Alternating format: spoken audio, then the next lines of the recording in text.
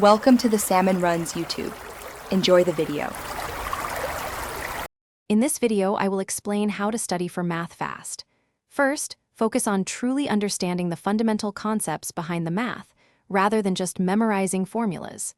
This builds a strong foundation. Next, actively engage with the material. Try explaining concepts out loud as if you're teaching someone. Finally, identify your challenging topics and track your errors to ensure you're learning from every mistake. To learn math quickly, active learning is crucial.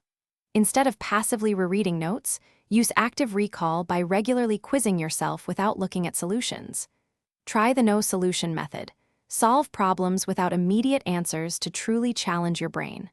Also, create concept maps to visually connect different mathematical ideas, which deepens your understanding and retention.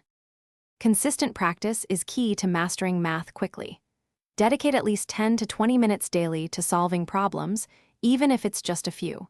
Make sure to tackle a variety of problem types to strengthen your skills across different concepts. Additionally, use spaced repetition. Revisit topics at gradually increasing intervals to solidify your long-term memory and combat the forgetting curve. To truly optimize your math study, minimize distractions and create a dedicated, focused environment.